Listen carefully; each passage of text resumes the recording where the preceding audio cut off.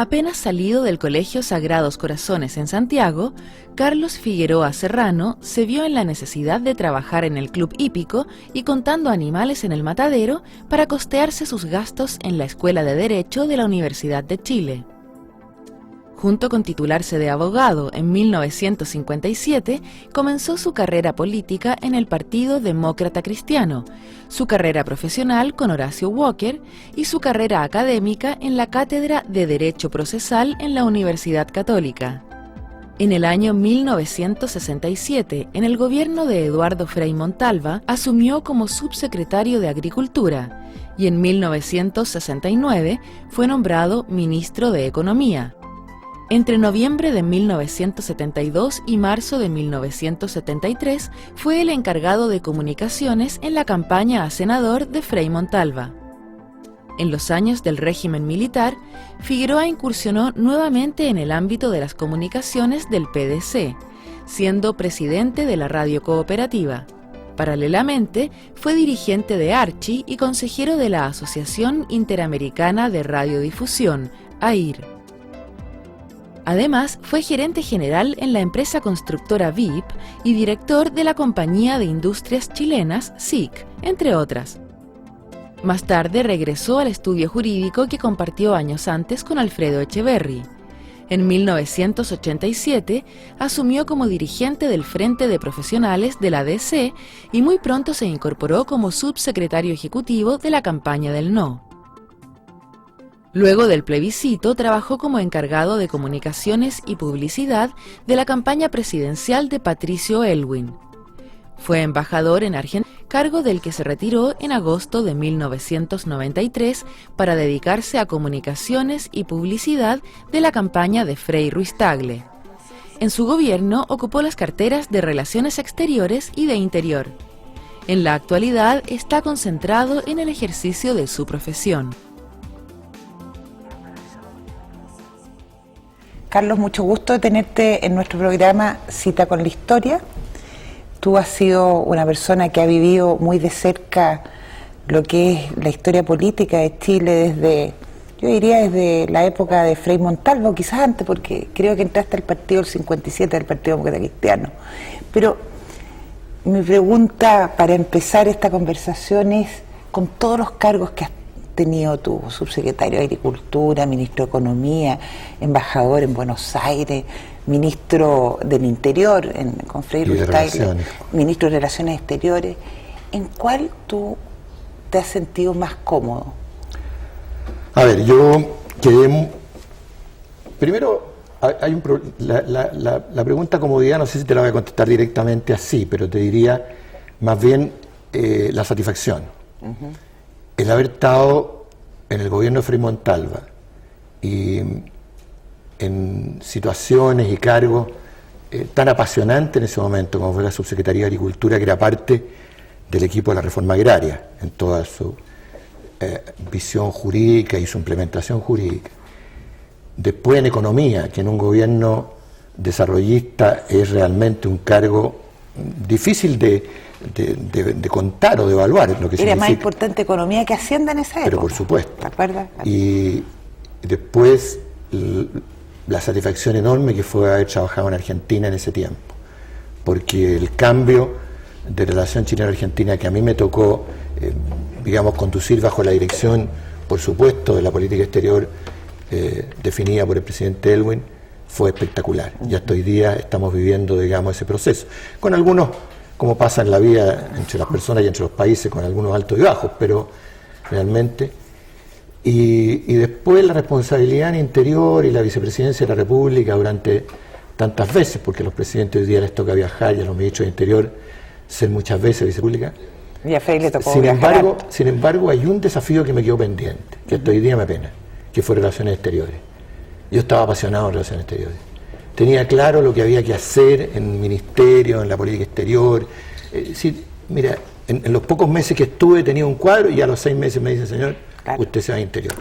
Entonces, han sido satisfacciones, compromisos, etcétera, y todavía no me mejoro del impacto de Interior, porque el Ministerio de Interior es una máquina de moler carne. En realidad, digamos, mata, ¿no? Todos los ámbitos que cubre, que uno intenta cubrir y cubrir bien, te digo, son muy desgastadores y a uno por lo menos a mí me hicieron mella, digamos. En cambio, los demás. Ahora, lo que pasa es que también hoy día miro el gobierno de Frei Montalva, la subsecretaría de Agricultura, que en ese momento, acuérdate lo que era agricultura en ese momento. Era el tema. El tema. Hoy día, con la perspectiva del tiempo, uno a lo mejor lo mira con más simpatía y con más agrado. Probablemente en ese tiempo también fue tan estresante como los últimos años en el interior. Yendo una sola pregunta en torno al tema de la reforma agraria bajo el gobierno Frei. Posteriormente se ha criticado mucho, sobre todo por la derecha, lo que fue ese proceso. ¿Tú sientes que hicieron bien? Mira, yo creo que era un proceso inevitable y cuyas consecuencias hoy día son ampliamente favorables para el país. Te diría, para dar una visión, digamos, global del tema, en un país de propietarios agrícolas nos pasamos a convertir en un país de empresarios agrícolas. Eso te diría, es básicamente. Ahora, ese proceso fue doloroso, lo reconozco a mucha gente, porque el tema de la relación del agricultor con la tierra y del campesino con la tierra es una cuestión brutal. Realmente, te digo no porque me venga a dar cuenta ahora, sino que yo viví esa experiencia, yo, digamos, conocía mucho a mucha gente que tenía esa devoción y ese cariño y ese sentimiento de afecto por la tierra muy, muy fuerte, de manera que creo que el proceso de apropiación tiene que haber sido un proceso muy doloroso y lo pude comprobar en persona, sí, claro. Porque muchas cosas me llegaron a mí, me tocó una convivencia en ese sentido con el presidente Frei Montalva, muy estrecha, uno de los nudos de su gobierno, de modo que me doy cuenta de lo que pasó, pero siento que era un proceso inevitable y necesario. Ahora, lo que pasa que después, lo que a mí se me pidió por el presidente cuando me hice cargo, me llamó un día, yo no lo conocía, yo había estado en sus campañas, no tenía amistad con él, y un día yo estaba, si te puedo contar la anécdota, estaba en la oficina de Arturo Monte, que era presidente de la empresa de comercio agrícola, que me de la ECA, y me había pedido unos consejos, y de repente estaba atendido yo, porque ya sufría la columna en esa época, estaba atendido por almuerzo, y me dijo, sonó el celular, el teléfono presidencial, y me dijo, Carlos, para ti. Entonces dije, ¿pero cómo? Sí, me dijo, el edecán del presidente. Y el edecán del presidente me dice, don Carlos, el presidente quisiera hablar con usted. ¿Conforme a qué hora esta tarde? Y ahí me fui a La Moneda, me dijo que él tenía referencias mías por amigos, y sobre todo por mi trabajo en la universidad. Yo ya estaba haciendo clases en la Escuela de Derecho de la Católica hacía varios años, y entonces me dijo que él quería una persona con formación jurídica en el proceso de la reforma agraria, porque queríamos que todo lo hiciéramos dentro de la ley. Entonces ese fue el encargo, y a partir de la reforma agraria, de la propia ley de reforma agraria, se dictaron más de 200 decretos con fuerza de ley, que hasta hoy día, muchos de ellos, servicio agrícola y ganadero, lo forestal, la pesca, etcétera, todo eso está regido originalmente por decretos de la ley de reforma agraria, que después han tenido las modificaciones que tienen que ver con cómo se han desarrollado esos procesos. Así que así empezó la cosa, y así empezó una relación fantástica con el presidente Frei Montalva. Tú me vas a perdonar, pero yo pasé mucho tiempo que no podía hablar de él sin que se me cayeran las lágrimas. Te emociona, ¿eh? Me emociona recordar a Frei Montalva, fue mi padre. Mi padre murió siendo yo muy joven, me tuve que machacar desde los 18 años para adelante, muy duro, trabajando hasta los domingos, para sacar adelante mi profesión y mi familia, pero él fue realmente un hombre de una acogida, de una amistad, que duró después, digamos, siguió después que nos fuimos del gobierno, y hasta hoy día me resulta, para decirlo claramente, la única importante que he tenido en mi vida. En todo caso, tú tienes varias características importantes, a mi juicio, en tu labor, en la política, generosa, porque porque aparte de ser subsecretario, como hemos hablado, después fuiste ministro de Economía en el mismo gobierno de Frei Montalva, pero también estás muy vinculado con el mundo de las comunicaciones, ya en el tiempo de la Unidad Popular. Entonces, Hazme una mirada global de cómo viviste tú ese traspaso al gobierno de Primero, Frei. Economía en ese tiempo era el ministerio más importante. De hecho, era el segundo ministerio. Tercero, el Interior, Relación, Economía. Exacto. Y entonces a mí me tocó subrogar muchas veces a Gabriel Valdés. Imagínate porque en ese tiempo los ministros subrogaban unos a otros. No había subrogación de los subsecretarios que lo estableció el gobierno militar. Entonces, me tocaba subrogar, como te digo, a Gabriel, que viajaba mucho como ministro de Relaciones Exteriores, así que, y ahí viene la amistad con Gabriel, que también es una gran amistad y un gran respeto de un hombre de la categoría de Gabriel. Pero economía, digamos, en ese tiempo, porque la gente hoy día no entiende lo que significaba un gobierno desarrollista. ¿Por qué desarrollista? Hablemos las cosas claras. En esa época, en Chile y en los países en desarrollo, no había capital privado. Entonces todo se hacía por el Estado. La madera, la pesca, la compra y venta de los granos, digamos, el desarrollo de otras actividades, todas las actividades, el acero, la petroquímica, el petróleo, todo se hacía con capital de Estado y todo era Corfo, que fue el gran instrumento de desarrollo del país, y el ministro de Economía era el presidente Corfo y presidente de todos esos organismos. Vicepresidente Corfo era Sergio Molina. Bueno, y fue realmente un tiempo apasionante porque hacer cosas, inaugurar plantas nuevas, la celulosa Arauco, la petroquímica, la CAP, el carbón, etcétera, era realmente una cosa muy interesante, no solo interesante, sino que ahí tú veías, digamos, físicamente en las cosas que ponías en marcha, cómo impulsaba el desarrollo de un país. Y eso fue muy interesante. Ahora, ¿te costó mucho entrar a entender y a avalar y apoyar la economía libre mercado que se empieza a gestar ya con fuerza? Nada. Yo soy un hombre que en el desarrollo de esto que empezó a los 35 años y está de 75, te digo que y creo que nos ha pasado a toda la generación nuestra, no soy el único. Cuando veo a mi generación igual, la capacidad de adaptarnos a los tiempos ha sido fantástica. O sea, cuando yo salí de mi oficina en mi ministerio y me puse en la mía, me puse frente a un computador y se acabó el tema. Sí, tengo que aprender, ¿no? Listo, y vamos al celular, y vamos al video, y vamos a toda la tecnología que se nos ha ido incorporando. Y no solo la tecnología, porque junto con la tecnología nos metimos en el mundo de las ideas. Y supimos saber cuándo, digamos,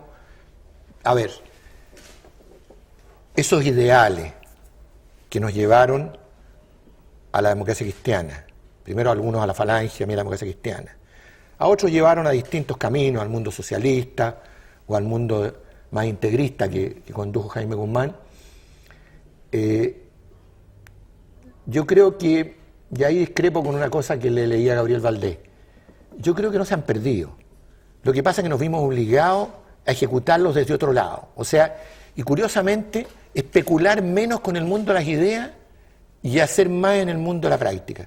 Y por eso cuando pragmático. Claro, pero pragmático en el sentido, no en el sentido peyorativo. No, claro. No, en el sentido de que no perdimos lo que tenemos en el fondo. O sea, cuando yo estaba ahora en Relaciones Exterior e Interior, tú me puedes decir, no, son ministerios adecuados para el tema. Pero por favor, cuando uno tiene que compatibilizar estos ideales con un mundo que te cambió, eso yo creo que lo he sentido bien, no me he sentido incómodo. Y en tiempos tan complicados como los que nos tocaron pasar, que fue el gobierno de Unidad Popular, todo el gobierno militar, el plebiscito y después tener que estar en la primera línea para recomponer un país que se había quebrado de esa manera. ¿Por qué tú, que has estado por dentro, conociendo el mundo demócrata cristiano por dentro en estos últimos 30 o 40 años, por qué esa cerrazón de parte de la ADC de aceptar que el golpe militar del 11 de septiembre fue un golpe que fue asumido positivamente por Eduardo Frei Montalva y por muchos otros, a excepción de 13, de Belisario y de... Sí, pero yo vi, perdón, yo creo que los 30 años fueron un momento importante para hacer verdad respecto a ese tema. Y todo lo que yo leí en ese momento no me tocó a mí, no fui interesante como para estar de personero.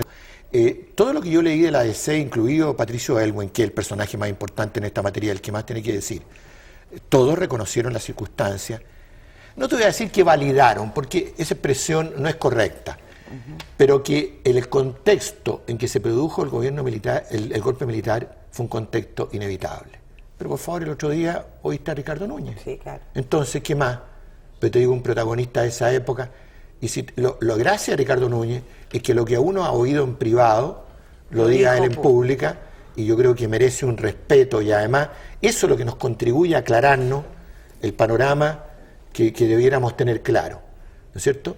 Y que no es el problema de que yo asumo responsabilidad y que todo. Me hago cargo de una situación, te digo, en que la que yo tuve muy poco que ver, yo no estuve metido en ninguna circunstancia. Yo en ese tiempo era presidente de Radio Cooperativa. Sí. Nosotros en Radio Cooperativa teníamos programas importantes políticos. Las mujeres también improvisan, ¿se te acuerdas? Claro. Teníamos comentaristas políticos de la ADC, como Luis Pareto, Juan Hamilton, etcétera. Entonces, tuvimos algo que ver en el tema. No estuvimos a echar el golpe, pero si tú me preguntas, te lo contesto exacto como te lo he contestado. O sea, sí. Pero costó, y al final la verdad, como dices tú muy bien, siempre se sabe. Entonces hubo que sacar documentos, hubo que sacar una serie de hechos concretos. Claro, para pero es que no es necesario decir, mira, yo estaba, si el tema no es si yo estaba a favor del golpe, sino un problema de eso. El problema es, y en ese tiempo a mí me apasionó mucho este tema y volví a releer una biblioteca muy importante que tengo sobre la Guerra Civil Española, porque se estaban dando las circunstancias de un país en completa anarquía, porque hablemos las cosas claras, y esto se lo digo a los abogados jóvenes en la oficina, se lo digo a mis nietos que me preguntan, es un país que no funcionaba, claro. Y un país cuando llega a ese estado de odiosidad y de anarquía, realmente no tiene otra salida. Ahora, salidas constitucionales, bueno, la única que se conoce que se exploraron fue la del plebiscito, pero todo el tema es que el plebiscito iba a ser al día siguiente, porque además el golpe no fue un día para otro, esto fue una cosa que fue surgiendo en las Fuerzas Armadas, digamos, un acuerdo tácito al comienzo y expreso. Supongo que, porque yo no estuve, pero te digo, pero tampoco estoy de aquellos que condenan, no, realmente las circunstancias se dieron y el golpe surgió, digamos, a partir del contexto en que estábamos. Y hoy día cuando se habla de quiénes fueron responsables de un contexto, por favor, ¿y dónde están los tipos de Tribuna o del Puro Chile?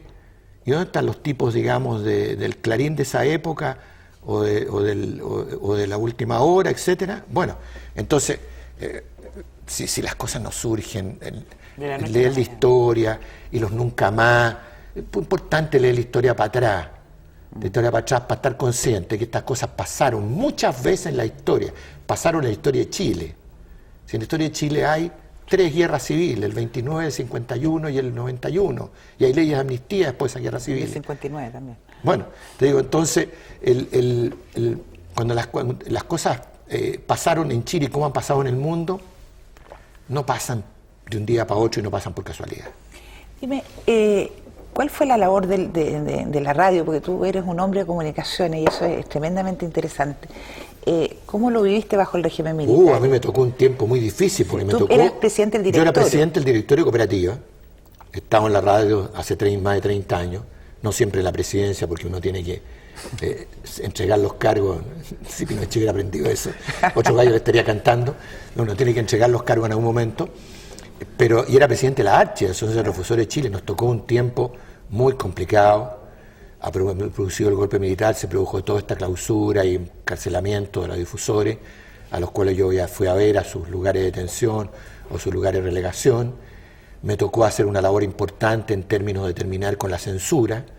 Yo me acuerdo haber ido como presidente de la ARCHI al edificio Diego Portales, donde estaba Pinochet, arriba, y a decirle, mire el absurdo, que es que existan censores. Por favor, vea los diarios. En este diario viene censurado este párrafo y en el otro no viene censurado, porque la censura, y nos pasa en la radio, tiene que ver con el criterio de cada censor. Entonces llamó a Yuwen, entró a Yuwen y puso la metralleta aquí encima del escritorio. Estas cosas uno no se olvida nunca. Y le dijo, termine la censura. Bueno, terminó la censura y vino la autocensura, que no sé si... Bueno, sí. Pero fue el tiempo en que se hubo que vivir. Y nosotros ahí hicimos una cuestión que ha sido muy resaltada, que hoy día en el informe de la Comisión Política, Comisión de Detención Política y por Comisión Vales, viene resaltado el papel que nos tocó cumplir como medio de expresión, manteniendo una independencia, cosa que para el gobierno militar era bien difícil entender, porque en un gobierno militar entender que alguien es independiente es contrario. No hay, para ellos hay blanco y negro, nomás no hay. Mantuvimos una independencia un manejo inteligente del periodismo, que tenía fundamentalmente a dejar algún espacio de verdad y conocimiento de las cosas que pasaban en el país, que no significó varias clausuras. Nos quitaron 10 estaciones, nos clausuraron. O sea, cuando llegaba el momento de renovarla, simplemente las clausuraron, las cerraron. Pero te digo, tampoco estas cosas, y eso qué bueno que se sepa, tampoco son heroicas. A mí tuve un momento que estuvieron a punto de echarme el país, me tuvieron 4 horas en el Diego Portales ahí, si decidían si me echaban o no me echaban, pero yo tampoco me sentí un héroe, ¿qué quieres que te diga? Ni ninguno de los que estábamos ahí creíamos que estábamos haciendo lo correcto. Yo creo que cuando uno está haciendo lo correcto, no tiene tantos temores. Y si te pagan consecuencias por estar haciendo lo correcto, estás mejor todavía con tu conciencia, ¿no? Ahora nos vamos a acercar rápidamente al tema del plebiscito de 1988, porque tú formaste parte de la comisión técnica. No ¿Cómo solo se yo gestó eso? Bueno, yo era ahí, me acuerdo, porque todas estas son anécdotas, porque realmente para contar historias que ya están, yo creo que este programa más bien interesa el otro lado del mesón. A Genaro Ragá, bueno, ahí se formó ese comité ejecutivo que tú lo conoces, estaba Enrique Silva Sima, Ricardo Lago, Andrés Saldívar, Luis Mayra y Tomás Hirsch. Estaban todos los partidos de la Concertación en el comité ejecutivo y nombraron a Genaro Arriagada secretario ejecutivo de la comisión del plebiscito. Estaba Genaro en su cama, en casa, cuando vivía todavía en Américo Vespucio. Yo lo fui a ver, me senté en el borde y le dije, Genaro, nosotros nos conocemos mucho. Tú eres de un talento político al que yo no voy a aspirar nunca, pero que como ejecutivo eres nulo. Yo te propongo lo siguiente. Hazte cargo tú de toda la relación política, especialmente con estos 5 tipos que no va a ser fácil entenderse, y yo manejo la parte ejecutiva. Y así fue. Yo fui como una especie de subsecretario ejecutivo, pero fundamentalmente tuve a mi cargo todo el área de comunicaciones. Y tuve la oportunidad de trabajar en esa área maravillosa que se desarrolló, en que están nuestros amigos que acabamos de saludar aquí, y muchos más, digamos, que sería difícil numerar, pero tengo el listado de todos los que hicieron esta cuestión fantástica que fue toda la comunicación en el término plebiscito, que en definitiva se expresó a la gente a través de lo que fue la franja del no. Pero eso fue un momento. Claro. Hubo mucho más cosas que hicimos realmente en ese tiempo y decisiones muy delicadas que hubo que tomar en relación de cómo salíamos, cómo nos expresábamos, que fueron muy importantes para la expresión hacia afuera, porque esa expresión no solo, todos los actos, por ejemplo, eran delineados y trabajados por este mismo grupo creativo. El grupo creativo ahí fue fantástico. Ahí Tironi, Eugenio tuvo un papel que quizás no se ha destacado lo suficiente hay muchos que no han sido destacados suficientemente porque hay unos que figuraban más, unos que fueron más creativos, otros que fueron más realizadores, etcétera. Pero te diría, un grupo, por ejemplo, si yo omitiera a José Manuel Salcedo hoy día, cometería un crimen contra la verdad. Porque ahí te digo, para citarte alguno, bueno, Ignacio Agüero. ¿Cómo surgió la idea del arco iris? Bueno, pues te digo, el tema creativo es tan importante que cuando llegamos ahora, hace poco, a hacer la campaña de la concertación para las parlamentarias, si tú te piensas lo que hay, cómo empezaba este pequeño clip de la concertación, era a partir del arco iris. Pero no podía ser el mismo arco iris. Y resulta que estaban los tirones, como siempre, porque yo digo en la vida uno siempre va a haber un tirón, estaban ahí y ellos lo iban a hacer. Y yo les dije, ¿y por qué no agarramos el arcoíris y lo hacemos de nuevo? Y el clip se hizo con un pequeño arcoíris, pero no estamos saliendo del tema. Sí. ¿Cómo tú juzgas o viste la campaña del sí? No, a nosotros la campaña del sí, desde que se manifestó, nosotros la encontramos, desde el punto de vista comunicacional, un desastre.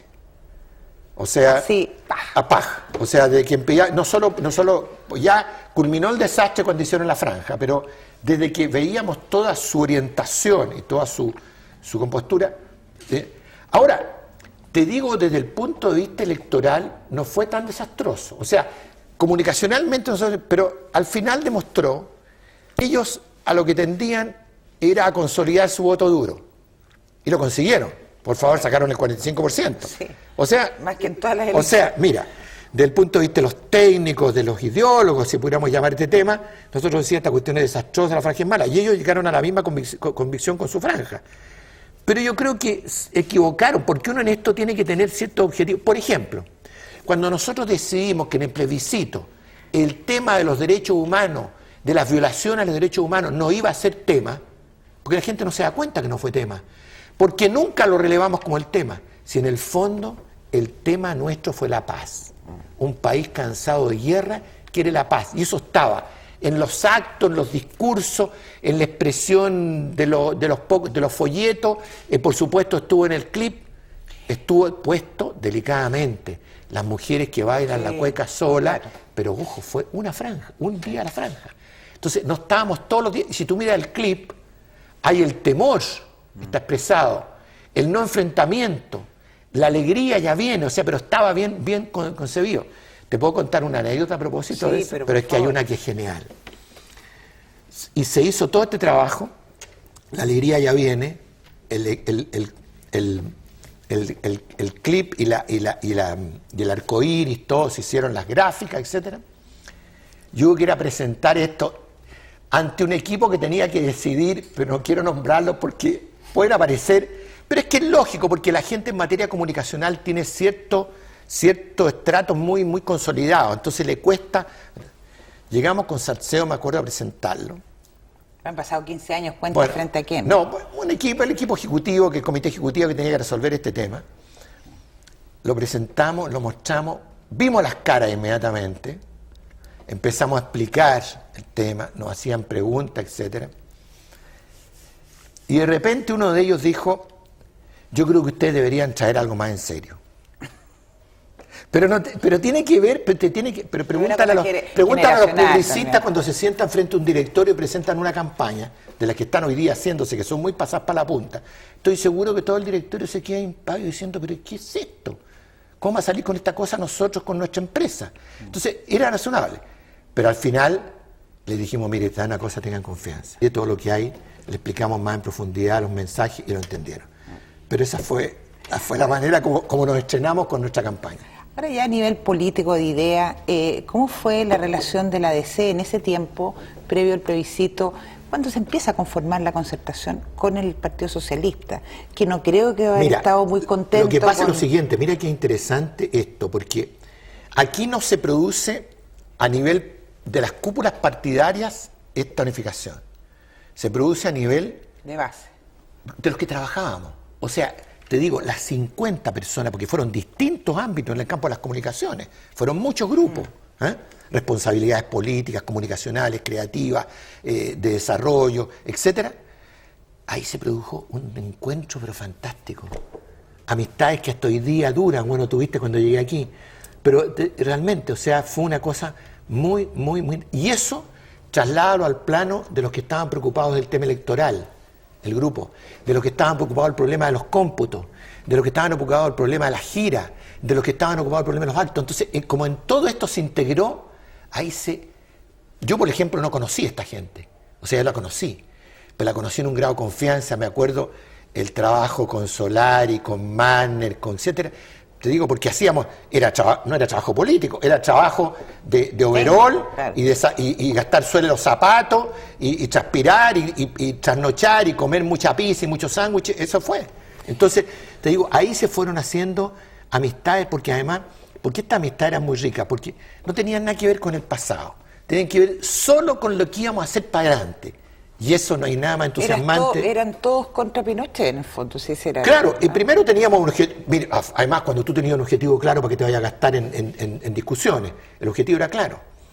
Pero te digo, eso fue lo que armó esta cosa, que después se fue al plano más político. Y entonces los caminos ya estaban preparados y las confianzas ya estaban hechas.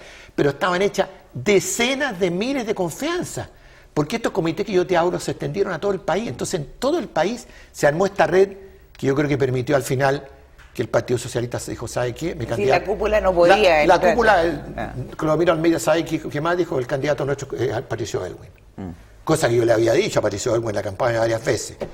Le decía, prepare, los que administran, los que llevan el ejército a la victoria, administran la victoria. Napoleón, Alejandro, se le citaba varios casos y él me decía, no, yo ya no estoy en edad. Bueno, pero así fue.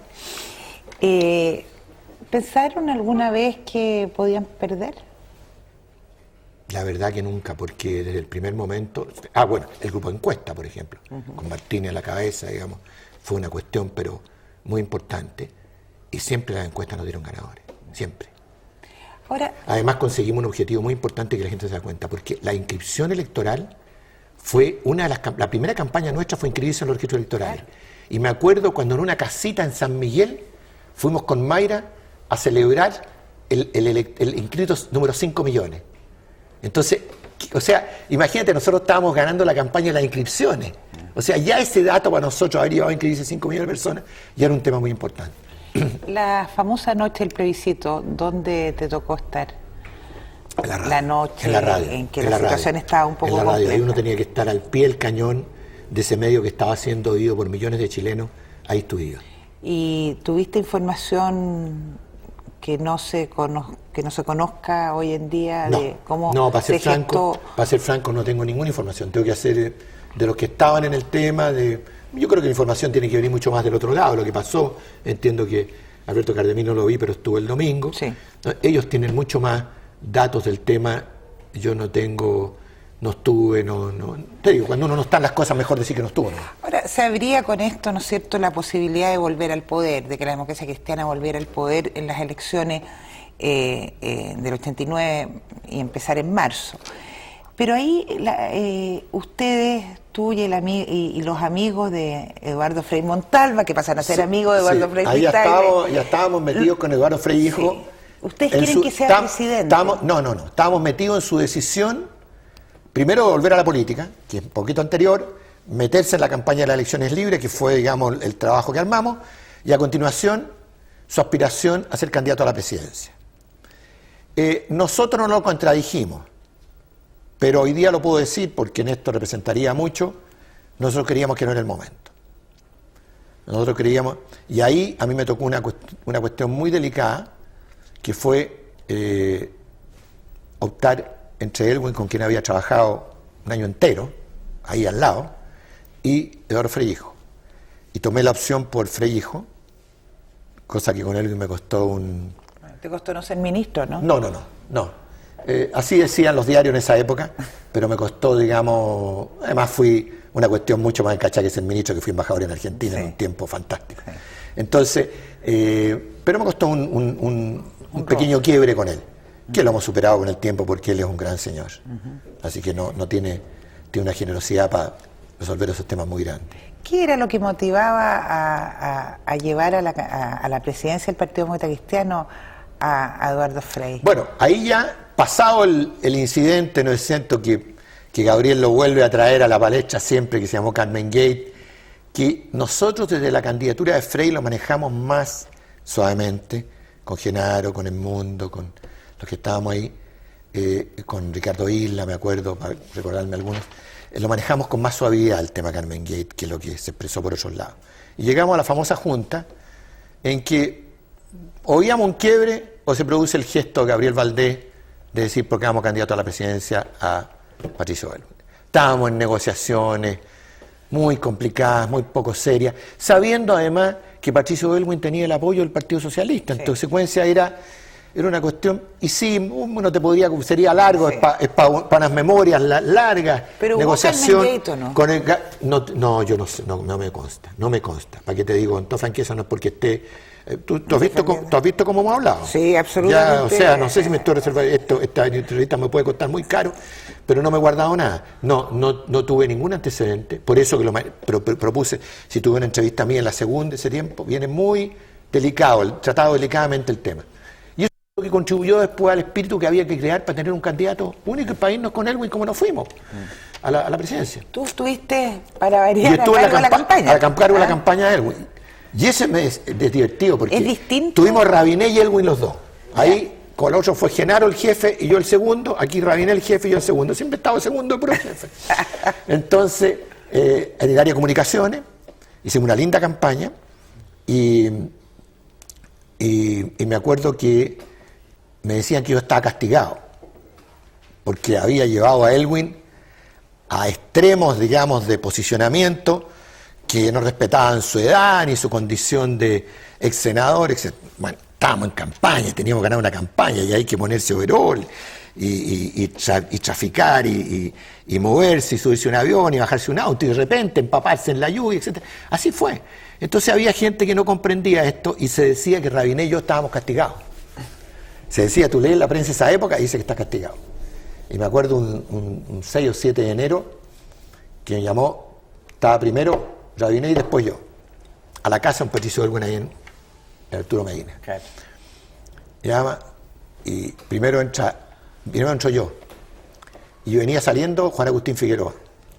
Y Juan Agustín Figueroa le dice a Patricio Aylwin, está en el escritorito yo, hay un escritorito, tú entras al escritorio, living, está en el escritorio, y me ve y dice, don Patricio le dice, Figueroa iba a ser ministro de Agricultura. Entonces, él iba a ser ministro de Agricultura, claro, estaba ofreciendo eso. Entramos, y don Patricio, sin tener ninguna razón, porque la verdad que yo entiendo perfectamente esos temas, me dice, Carlos, a mí me hubiera gustado que usted me hubiera acompañado en el gabinete. Por favor, don Patricio, no me dé ni una explicación. ¿Tú sabías que no ibas a ser ministro? No sabía, pero no tengo por qué tener ninguna explicación. Respeto absolutamente lo que usted haya hecho, nuestra amistad sigue. Bueno, me ofreció algunos cargos, etcétera, una embajada, y yo al final le dije en un momento terminado, usted me va a perdonar, yo no necesito cargos, yo estoy feliz, colaboro con usted en lo que sea, pero disculpe la pretensión, yo lo único que aceptaría es Buenos Aires. ¿Y por qué? Porque yo he hecho toda mi vida de joven en los teatros, en los cines, en los cines y en la librería argentina. Si usted va a mi biblioteca, esa biblioteca llegó entera por el trasandino, porque como eran cajones de libros, y no hay nada que me apasione más a mí que la Argentina. La conozco desde La Quiaca hasta Ushuaia en los libros. En geografía conozco un poco menos, pero la conozco bastante. Y eso haría un argumento. No me dijo nada. Después supe que le tenía ofrecida la embajada argentina a Patricio Silva, pero lo que hizo fue que pocos días antes de asumir me llamó y me dijo, como es educado, Carlos, perdone que no lo haya llamado, pero usted va a ser el embajador en Argentina. Y eso significó que Patricio Silva se fue embajador a Washington. Claro. Así pasaron las cosas. ¿Y cómo fue tu experiencia en Argentina? Fatal. Tan maravillosa como sí. te lo... Mira, es que tú yo estuviste con llegué Menem ahí. a un gobierno, Menem acababa de asumir. Claro. Le entregaron, porque la gente se olvida que a Menem le entregaron un país destrozado, en que los precios bajaban de la mañana a la tarde, en que asaltaban los supermercados, en que la inflación era 200% en el día, cosa brutal. Sí. Alfonsín se tuvo que ir 6 meses antes. Claro. Y yo llegué en marzo a este país con la admiración que tengo por Argentina, porque yo creo que para estar en un país hay que quererlo, querer al país, querer a su gente, que es lo que yo siempre le inculqué a la gente que trabajaba conmigo en la embajada. Decían que yo les tomaba examen de Argentina. No es cierto. Pero lo hacía ir al fútbol, lo hacía ir a los burros, lo hacía bailar tango, lo hacía ir al polo, a lo que hacen los argentinos y compenetrarse con ellos de lo que son como país, que es ahí donde tú los conoces, y en su literatura. ¿Mm? Entonces, llego a donde Menem, empiezo a conocer a este hombre, tengo un par de reuniones con él. Bueno, el embajador de Chile en Argentina tiene un acceso que los demás embajadores envidiarían, porque yo creo que el embajador de Chile en Londres nunca vio a la reina Isabel, el embajador de Chile en Estados Unidos nunca vio al presidente, ¿me entiendes? Tratan, y nunca ven al canciller, tratan con el desk, solo cuando presentan, y las credenciales con el jefe de protocolo, ni siquiera se las presentan. Entonces, a los reyes, se las presentan a ministros. Entonces, el embajador de Chile en Argentina es otra cosa. Y sobre todo con Menem, que es un tipo que yo descubrí con una convicción profunda, metida en el hígado, internalizada en su carácter árabe, de que él tenía que resolver todos los problemas con Chile y tener con Chile la mejor relación posible. Ese es el hombre con que yo me encontré y al que nunca le hemos reconocido suficientemente esto. Estamos preocupados de su matrimonio y de su juicio y no de esto, de lo que hizo en la relación con Chile. Y entonces me vino en de Aylwin, por ahí por junio, y le dije, presidente, confiemos en Menem. Cosa que en Chile era una locura, si todavía no se había cortado, recién se había empezado a cortar el pelo, porque aquí lo habíamos juzgado por su apreciación física. Bueno, el resultado fue el que conocemos. Una apertura económica. Todos los chofes resueltos, 2 oleoductos, 4 gasoductos porque no hicimos más. El tema del gas es un tema manejado por el presidente Kirchner, no el presidente Menem. creo que el manejo, y me atrevo a decirlo, y me va a perdonar el presidente Kirchner, el manejo hecho por el presidente Menem habría sido muy distinto. Entonces, te digo, ese resultado, apertura económica, apertura de paso, turismo, comunicación, energía, todo resuelto. Entonces, ¿cómo no va a ser una experiencia de embajador? Yo creo que pocos embajadores podrían resumir su relación como la que me tocó vivir a mí. Y eso, ¿apoyado por quién? Por otro presidente que tenía también en el hígado, y no en su interior árabe, pero en su interior, algunos dicen que es inglés y que no es escocés, bueno, también que había que aprovechar esta oportunidad que se nos venía encima para resolver los temas. No fue fácil resolverlo. No fue fácil resolver el tema del gas, el tema del límite. El tema del límite quedó medio resuelto y solo lo vino a terminar el presidente Frey con el canciller Insulza. Sí. Pero el último pedacito que nos quedaba, pero te digo, 100 años, más de 100 años de disputas, 2 o 3 veces al menos a punto de ir a la guerra. Es que yo te contaba, la gente no conoce en Chile, la fabricación de naves en 1998, en que Argentina mandó a hacer 2 cruceros y Chile sudó y 2 más, y mandó a hacer también un acorazado. 1898. Claro. Pero ahí estuvimos mucho más a punto de ir a la guerra que en 1978, porque aquí no nos habíamos preparado. En cambio, en ese tiempo, te pregunta, ve los datos de la fabricación de armamento. Sí. Entonces, 3 veces, el 80, el 98 y el 78. Entonces, y entre medio, puros incidentes de gendarme, Laguna del Desierto, digamos, agravios de mutuo. Entonces, yo te digo, resolver esto es una cuestión muy importante porque cambia la historia. Sí. Y ahora nuestra relación limítrofe, que está, ¿no es cierto?, ensombrecida de otros lados, bueno, por lo menos no tiene los conflictos con Argentina. Pues qué importante que en una relación trilateral uno de los actores y el más importante esté, digamos, con nuestros problemas resueltos. Ahora tú, después de esta estadía en Argentina, con los resultados que tú señalas, que en verdad son resultados históricos, más allá de simpatías o no simpatías, digamos, son hechos reales. Perdón, y hay un nombre que yo quisiera poner en la escena.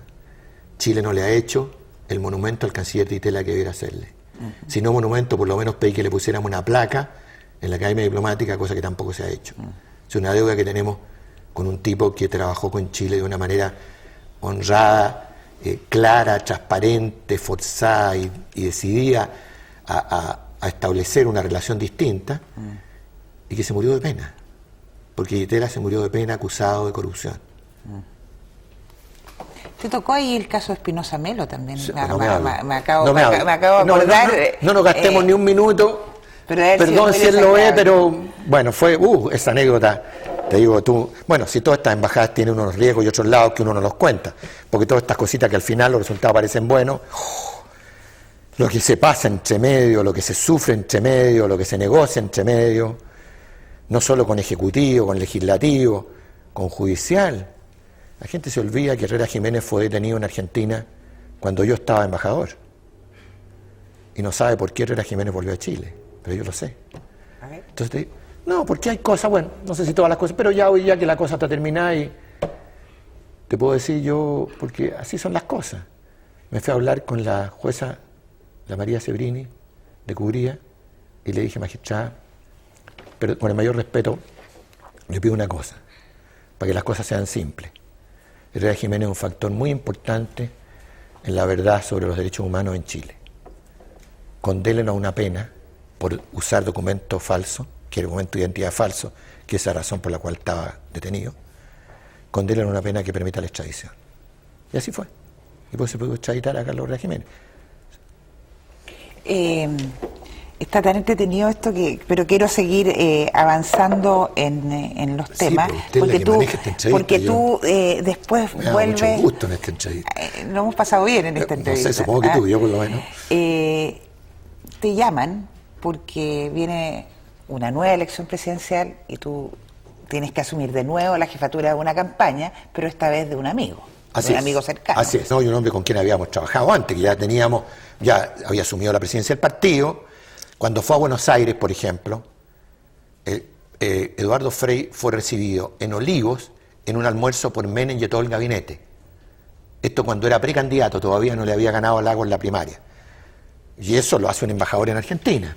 O sea, presidente, a Menem, en uno de esos gratos momentos que tuvimos la oportunidad de compartir, porque conmigo tuvo una relación delicada y abierta, que podría contar muchas conversaciones con él de política, le dije, viene el futuro presidente, entonces lo recibimos como presidente. Entonces te digo, eso ya lo estábamos preparando. Cuando ya me dijeron nos vamos a la campaña, me vine siempre de segundo, porque aquí Pérez dirigía la campaña, yo era el segundo, y bueno, y hicimos una campaña muy exitosa, muy facilitada, digamos, por el candidato. Entiendo que Arturo Alessandri estuvo aquí, ¿o no? Estuvo acá. Estuvo aquí, bueno, un hombre respetable, no hizo muy fácil la cosa, pero había que ganar y se ganó. Es que había mucha diversidad, bueno, estaba Pepe Piñera, estaba Alessandri. Sí, pero no, pero la diversidad era el único candidato en serio, era Arturo Alessandri, y él mismo lo reconoce que no era muy en serio, que en definitiva leí su entrevista porque no la vi, pero leí la parte pertinente, tuvo que asumir una cosa que ir al sacrificio, y lo eran hizo. Dos nombres históricos, Frei y Alessandri. Claro. ¿Eso jugaron ustedes? Claro, no, ellos jugaron al Alessandri. Y está demostrado que el Alessandri sirve de poco, digamos, esa gente que cree que Eduardo Frei hijo fue presidente porque se llamaba Frei, no entiende nada de los tiempos políticos. Porque Arturo Alessandri se llamaba Arturo Alessandri y tenía, no uno, sino que dos Arturo Alessandri para atrás, y tenía tío senador, tío decano, famoso jurista, dos tíos senadores, perdón. Entonces, yo te digo, y otro tío político, senador también y dirigente. Entonces te digo una cosa, tenía una familia hecha que se llama familia. Frei tenía Frei Montalva y punto. Ahora, el recuerdo de Frei Montalva en Chile, por favor, es cierto. La gente piensa en la reforma agraria, ¿no? Y la promoción popular, las miles de juntas de vecinos, centros de madres, clubes deportivos, organizaciones de la comunidad, esa fue la base. Pero comunicacionalmente, ¿cómo tuviste que hacer un trabajo especial? Porque el carácter de don Eduardo Frei Ruiz Tagle... Bueno, pero es que ese es el tema. Es un carácter un poquito hosco. Pero ese es el tema, y es un tema bien a propósito para ahora. Sí. Porque el tema elegido fue Frei Ruiz Tagle como es. Y eso tiene que ver con ahora. Pero Frei Ruiz Tagle como es. Y Frei Ruiz Tagle como es era robo en este país. Porque la gente eligió al Frei Ruiz Tagle como es. Serio, ingeniero, realizador, para los tiempos de las realizaciones. O sea, la gente entendió. Después del gobierno militar, vino un estupendo gobierno que hizo una cosa: pacificó las relaciones. Estableció contacto. Yo me acuerdo, y perdón la anécdota de nuevo, cuando llegué a Buenos Aires, yo hacía reuniones semanales, empecé con las reuniones semanales de todo el personal de la embajada, diplomático y político, y agregados comerciales, etc. Ministro consejero, y hago la lista, y ¿qué pasa? Aquí no están los agregados a las Fuerzas Armadas, es que ellos no participan. Siendo yo embajador, los agregados a las Fuerzas Armadas están sentados en todas las reuniones de embajada. ¿Era el general Cortés Villa? Claro, primero estuvo Rafael Villarroel, Cortés Villa. Todos llegaron a general, y esos dos llegaron a primero, a segundo y tercero, llegaron a almirante en la Fuerza, y después llegaron a general de carabineros, los que conseguí que nombraran, porque después se agregó la Gregoría de Carabineros. En la Fuerza Aérea no me fue tan bien, pero en los demás todos llegaron donde tenían que llegar. Tenían un buen pituto. Bueno, entonces te cuento esta anécdota, ¿por qué? Porque el mensaje de Elwin a todos, desde ahora trabajamos por la pacificación y la reconciliación. Vamos a hacer verdad muchas cosas que van a molestar. Yo me acuerdo cuando me senté con mi agregado en Buenos Aires y les dije, aquí está el informe de la Comisión Reti. ¿Cuál es la opinión de ustedes y qué tuvieron que ver ustedes? Me interesa mucho, tuvieron que ver algo. Bueno, entonces te digo, eso es lo que empezamos, y esto se empezó a trabajar. Entonces, ese gobierno era el gobierno que correspondía. Y además un gobierno que con Alejandro Foiles de ministro abrió un escenario económico formidable para trabajar en el futuro. Entonces, con esta fase, ¿qué decía el electorado? Sino que lo decíamos nosotros, decían las encuestas. Ahora la gente lo que espera es las realizaciones. Ya esperó 4 años de pacificación, ahora quiere. ¿Y el hombre quién es? Es un ingeniero con trayectoria, que hizo empresa, que estudió afuera, que se chucó para hacer lo que es por sí mismo, que es serio, que no habla, claro, que no anda exhibiéndose cosas raras, ni haciendo masificaciones, ni baila en los escenarios, ni canta tampoco. Ese quiere el país, y ese es el que nosotros pusimos frente al país, y es el que sacó la votación más grande que un candidato a la presidencia de la República ha sacado en Chile, 57 y tanto % de los votos. ¿Y tú eras parte del Círculo de Hierro que lo cuidaba? Círculo de Hierro nunca hubo, si esa fue una frase que inventó un periodista muy genial, que fue Germán Gamonal. Entiendo que el que inventó la frase me pareció buena y simpática. Y él sostiene que el Círculo de Hierro quebrado, para que se quebrara tendría que haber existido. Teníamos una gran amistad con tipos mucho menores que yo, que cuando yo era amigo de Frei Montalva, y pero muy amigo, y te diría, no nos habría separado nunca la vida si no lo hubieran asesinado del Mundo Pérez Ujoy. Estos chiquillos no entraban a las reuniones, deben haber estado, no sé, jugando, ha vuelto el colegio, la universidad, teníamos idea que existían. Entonces, ellos me descubrieron a mí después, porque no yo que lo descubrí a ellos, y siempre para que fuera segundo. Entonces, y Arriaga se incorporó con el talento que todos le reconocemos a este grupo, entonces armó un buen equipo. Pero ustedes reconocen el primer fracaso en el gabinete de Frei cuando nombran a un representante en el ministerio de cada partido y hay un enredo. Bueno, esto es mano Arriaga. Arriaga, un hombre que con su inteligencia tiene una obsesión de hacer alianzas, de estructurar, de componer, que no es mala. Yo creo que ha sido uno de los factores buenos con que ha contribuido Genaro al desarrollo político en el país en estos tiempos de la transición. Entonces, el concepto de él fue todo este tema. Los jefes de partido tienen que estar en el gabinete, ¿no es cierto? Después vamos armando el puzzle, y con el presidente armaron el puzzle. Puzzle tan armado que hasta el día de la Pascua del año asumimos el 2000, ya se me olvida, hasta el 2000, del 90. No, asumieron el 94. 94, el 93, perdona, disculpa, hasta el 2000, ya con tanto gobierno, sí, claro, que estaban todos. Entonces, hasta la Pascua del 93, claro, ni el mundo, ni yo, ni Genaro sabíamos cuál era el ministerio. Pero los que quedaban era Interior, Relaciones y Defensa. Y Secretaría, quedaba Relaciones Exteriores, Defensa y Secretaría de la Presidencia. Interior estaba Germán Correa. Ninguno sabíamos cuál era. Y entonces después vino la designación, ahí fue la designación presidencial, Genaro a la Secretaría, yo a Relaciones y el Mundo de Defensa.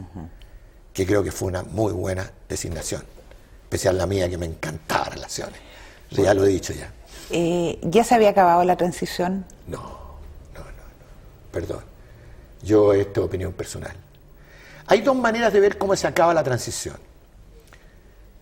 Si la transición se acaba en términos puramente de institucionalidad, yo te diría que estamos muy avanzados en el término de transición, pero no tenemos una constitución democrática. Estamos claros.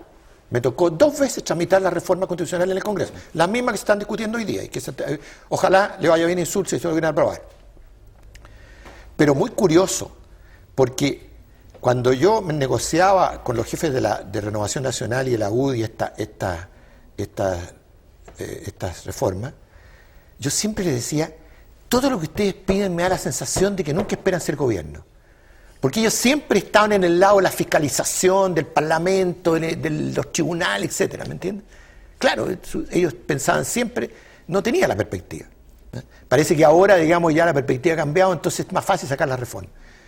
Ahora, si tú me preguntas, si terminamos con esta reforma constitucional, y tú me preguntas, ¿por qué no se elimina el bisistema binominal? ¿No está terminada la transición institucional? Yo te digo, no es así. No.